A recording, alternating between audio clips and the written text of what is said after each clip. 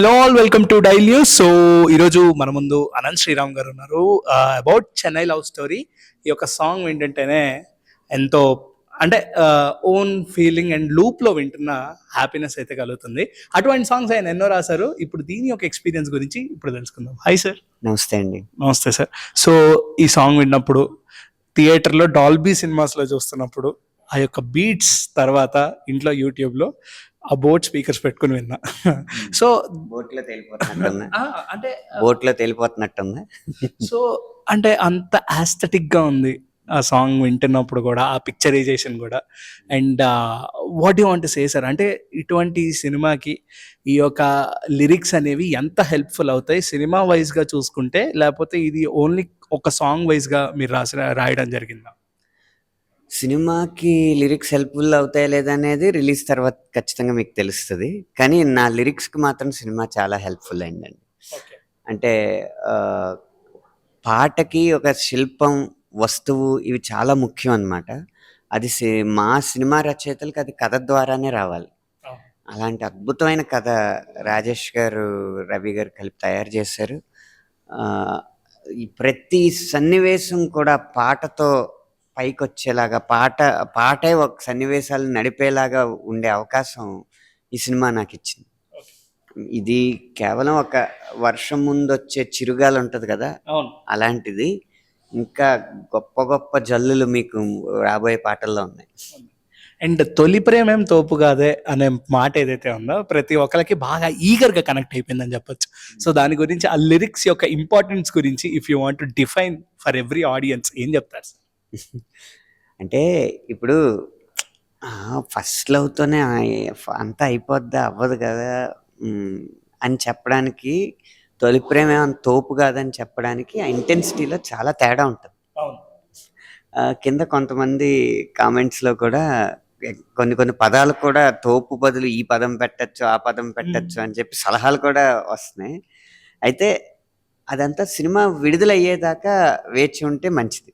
ఎవరికి ఏం తెలియదు, ఆ ఇంపాక్ట్ తెలియదు ఇక్కడ. కాకపోతే కిరణ్ అబ్బవరం గారు తన క్యారెక్టర్ పేరు స్టీవెన్ శంకర్ అని అధికారికంగానే వేదిక మీద ప్రకటించారు. కాబట్టి ఇందులో మీకు నచ్చిన భావోద్వేగంతో కూడిన, భావయుక్తమైన, భావగర్భితమైన వాక్యాలు ఏవైతే ఉన్నాయో, గురుతుందా గురుతుందా నువ్వు తడిసిన తొలి వర్షం, అది వెలిసిన తర్వాత ఆగిందా ఆకాశం, అయితే జల్లులో హాయిని చూడాలంటే, వెలుగులో అందం చూడాలంటే, అది తొలిదా మలిదా నీకెందుకే, ఇలా భావకవిత్వం లాగా వచ్చేది ఏదైతే ఉందో అది శంకర్ చెప్తాడు.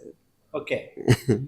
తొలి ప్రేమేం తోపు కాదు, నీ లైఫ్ ఆపలేదు అనేది స్టీవెన్ చెప్తాడు. ఎక్సలెంట్ అసలు. సో సార్, ఇది పేరుకి చెన్నై లవ్ స్టోరీ లాగా అనిపిస్తున్నా, మీ యొక్క పాట కంప్లీట్ గా ఒక గోదావరి ప్రాంతంలో ఈ యొక్క లవ్ స్టోరీ జరిగి ఉంటే ఆ లిరిక్స్ దానికి యాప్ట్ అయ్యేవి అని క్లియర్ కట్ గా తెలుస్తుంది.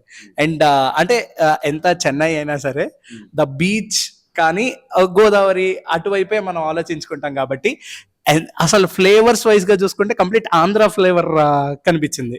What you want to say sir? అంటే చెన్నైలో ఉండే తెలుగువారు మధ్య ఉన్న లవ్ స్టోరీ కదండి, అందుకు అలా అనిపించింది మీకు.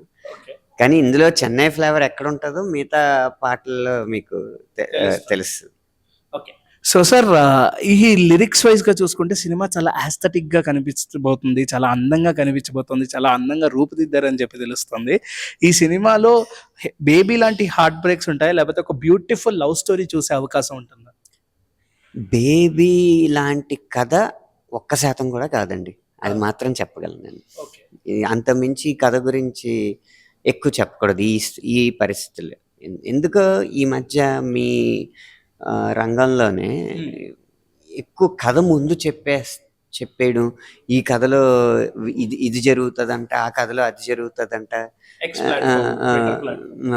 అది చెప్పేయడం. అసలు సినిమా బృందం నుంచి ఏ సమాచారం రాకుండానే మామూలు మన గణపతి కాంప్లెక్స్ దగ్గర ఉన్న పునుకుల బండి, బజ్జీల బండి దగ్గర మాట్లాడే మాటలు విని వాటినే సమాచారంగా, వాటినే విశ్వసనీయ వర్గాలుగా భావించేయడం అనేది ఆ సంప్రదాయం ఎక్కువైపోయింది. సినిమా అనేది తెర మీద చూస్తే ఆస్వాదించే ఒక అద్భుతమైన అనుభూతి. ఒకవేళ మీకు నిజంగా తెలిసిన ఏదైనా అది చెప్పడం మీ వృత్తికి మీరే అవమానం చేసినట్టు. ఎందుకంటే ఒక సీన్ రాయడానికి ఒక దర్శకుడు కానీ ఒక రచయిత కానీ ఒక్కొక్కసారి 3-4 నెలలు కొట్టుకుంటేనే కానీ రాదు. ఆ సీన్ కేవలం మీకు తెలిసింది అన్న ఇదితో దాన్ని పుకార్లాగా ముందు తర్వాత సమాచారంలాగా నిజంలాగా అలా పాకించేసి సినిమా యొక్క సాంద్రతని తగ్గించడం అనేది వృత్తిగతమైన బాధ్యత అనిపించుకోదు. కాకపోతే మీరు ఇప్పుడు ఏదైతే అడిగారో బేబీ లాంటి హార్ట్ బ్రేక్సా లేకపోతే బేబీ లాంటి బ్యూటిఫుల్ లవ్ స్టోరీయా వీటన్నిటికీ ఒకటే సమాధానం. బేబీ స్టోరీతో 1% కూడా ఇది మ్యాచ్ అవుతుంది. ఓకే. సో సార్ దీని గురించి చాలా చెప్పారు మీరు. But I just want to ask one thing about your work, about your professional work. Actually మాకు చాలా ఇష్టమైన సాంగ్ నీవే నీవే. ఆ సాంగ్ తాలూకా సినిమా ఈసారి రిలీజ్ అవుతుంది, డార్లింగ్ అని. సో దాని గురించి మీ ఎక్స్పీరియన్స్ ఏమైనా షేర్ చేసుకుంటారా మాతో? కరుణాకరణ్ గారు, జీవి ప్రకాష్ గారు పూర్తిగా నా మీద నమ్మకం ఉంచి రాయించిన ఆల్బమ్ అండి అది. ఇంకా ఎక్కువ రీచెక్స్ కానీ ఎక్కువ కరెక్షన్స్ కానీ ఏం చెప్పలేదు. అలా వెళ్ళడం. జీవి ప్రకాష్ స్వరకల్పన చాలా వేగంగా ఉంటుంది. పల్లవి అని అలా రన్నింగ్ టైంలో పల్లవి ఇస్తారు, అలా రన్నింగ్ టైంలో చరణం ఇస్తారు. ఆ వేగం చూసి నాకు వేగంగా రాయాలనిపించింది. 1 minute అని చెప్పి పైన టెర్రస్ మీదకి వెళ్ళి పాటలు రాసి పట్టుకొస్తాడు. పర్ఫెక్ట్గా ఉంది ట్యూన్కి అనేవాడు. కరుణాకరణ్ గారికి తెలుగు కూడా తెలుసు కాబట్టి ఇది బాగుంటుంది ఖచ్చితంగా అని. అలా ముగ్గురం కలిసి ఆనందంగా తయారు చేసుకున్న ఆల్బమ్ అది. ఆ తరానికి బాగా నచ్చింది, అందులో ఏమాత్రం సందేహం లేదు. కానీ నేను గత 3 సంవత్సరాల నుంచి కొత్తగా సింగింగ్ మొదలు పెడుతున్న గాయకులు ఉంటారు కదా, వాళ్ళు ఇన్స్టాగ్రామ్స్లో రీల్స్ చేయడం ఇవి చూస్తుంటే ఈ డార్లింగ్ పాటలు చాలా బాగా చేయడం గమనించాను. ముఖ్యంగా నీవే పాట అమ్మాయిలు కూడా పాడి పెడుతూ ఉండేది. చాలా సంతోషంగా అనిపించింది. కాబట్టి జెన్జీకి ఈ సినిమాకి ఎక్కడో మంచి సంబంధం ఉంది కాబట్టి మళ్ళీ రిలీజ్ అవ్వడం అనేది గొప్ప విషయం. వాళ్ళు కూడా బాగా ఆస్వాదిస్తారు. అండ్ ప్రభాస్ గారి అంటే అప్పట్లో ఇప్పుడంటే అంత మాస్ కమర్షియల్ సినిమాలు ఎక్కువైపోయాయి. ఆయన సైడ్ నుంచి ఒక డార్లింగ్ వైబ్ తీసుకొచ్చింది ఆ సినిమా మాకు. సో ఆ యొక్క ఎక్స్పీరియన్స్ గురించి మీరు ఏమైనా షేర్ చేసుకుంటారు? డార్లింగ్, మిస్టర్ పర్ఫెక్ట్ అప్పుడు నేను రెండిటికి రాశాను. మిస్టర్ పర్ఫెక్ట్లో ఒక 4 పాటలు రాశాను, డార్లింగ్లో 5 పాటలు రాశాను. అప్పుడు ప్రభాస్ గారికి మీరు ఇప్పుడు వెళ్ళి చూసినా ప్రభాస్ గారికి ప్రవర్తనలో కానీ ప్రేమలో కానీ ఏమాత్రం తేడా లేదు. కాకపోతే బాహుబలి తర్వాత స్థాయి పెరిగింది కాబట్టి అలాంటి పెద్ద సినిమాలు వస్తున్నాయి అంతే. ఓకే.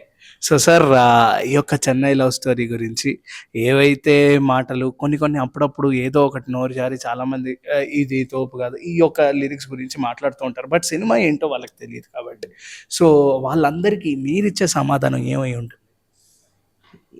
ఎవరి అభిప్రాయం వారు చెప్పడంలో తప్పలేదండి, ఏముంది అందులో. అలాగే మీ వాక్ స్వాతంత్రాన్ని మీరు వినియోగించుకోండి అని నేను చెప్పగలను. ఓకే. సో సార్ ఇందాక క్లాసికల్ ఆల్బమ్ అన్నారు, స్పిరిట్. సో అంత అంటే అది చూస్తుంటే కంప్లీట్గా ఒక డిస్ట్రక్షన్ మాస్ లాగా అనిపిస్తుంది, ప్రభాస్ గారిది, సందీప్ రెడ్డి వంగ గారిది. ఇందులో క్లాసిక్ ఆల్బమ్ ఎలా ఉండబోతుంది అని ఎక్స్పెక్ట్ చేయొచ్చు? అదే మీకు సర్ప్రైజ్. ఒక్క వర్డ్లో ఏం చెప్తారు సార్ దాని గురించి? ఒకవేళ అవసరమైనప్పుడు అవసరమైన పాట వస్తుంది, అది అద్భుతంగా అందరినీ అలరిస్తుంది. ఓకే.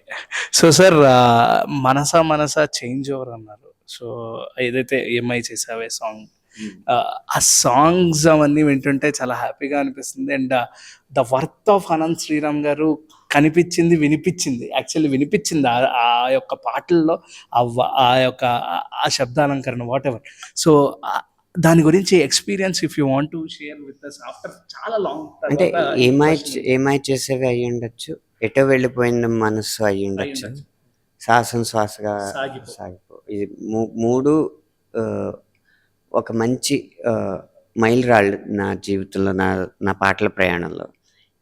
అవి అంత ప్రత్యేకంగా ఉండడానికి కారణం ఏంటంటే 0.1% కాదు, 0.01% కూడా కాదు, పూర్తి 100% రచయితకి స్వేచ్ఛ ఇస్తే ఏంటి అంటే ఆ ఆల్బమ్లను చూపించవచ్చు. ఒకవేళ ఆల్బమ్లు గనక ఆదరణ పొందకపోతే పూర్తి 100% రచయితకు స్వేచ్ఛిస్తే ఎంత నష్టం అని కూడా చెప్పుండేవాడిని. కానీ ఇది వాటి ఫలితం అది కాబట్టి ఇప్పుడు చెప్తున్నాను. పూర్తి స్వేచ్ఛ 100% గనక రచయితకి ఇస్తే అలాంటి ఫలితాలు వస్తాయి. అండ్ సార్ మీ యొక్క ఆల్బమ్ వర్క్ వాట్ ఎవర్ మీ యొక్క మ్యూజికల్ వర్క్స్లో మీ యొక్క లిరిక్స్లో if you want to dedicate a song, మీరు రాసిన సాంగ్లో if you want to dedicate a song to a Tollywood hero, మీరు ఏది డెడికేట్ చేస్తారు? అంటే ఇది యువర్ ఒపీనియన్. ఏం లేదు, రై రై రారా అన్న పాట చిరంజీవి గారికి అంకితం అంతే. ఓకే. సో సార్ ఫైనల్లీ ఈ యొక్క చెన్నై లవ్ స్టోరీ గురించి ఆడియన్స్కి ఎన్ని చెప్పినా అంటే ప్రతి ఒక్కరికి కనెక్ట్ అయిపోయి మ్యాడ్నెస్ అయిపోయే సాంగ్ మా ముందుకైతే వచ్చింది. మీరు ఇందాక చెప్పినట్టు కూడా ఒక ఏఎంఐ చేసే, ఒక ఎటు వెళ్ళిపోయింది మనసు, ఒక సాహసం శ్వాసగా అయిపోన్నారు. ఆ లిస్ట్లో ఈ చెన్నై లవ్ స్టోరీని చూడొచ్చా మీ సైడ్ నుంచి? ఖచ్చితంగా చూడొచ్చు. ఆ లిస్టే కాదు, నేను రాసిన సినిమాలు వదిలేయండి, ఒక గీతాంజలి ఇలాంటి ప్రేమ కావ్యాలు ఉంటాయి కదా, వెండి తెర మీద వచ్చిన ప్రేమ కావ్యాలు, ఆ చిట్టాలో కూడా చెన్నై లవ్ స్టోరీని చూడొచ్చు.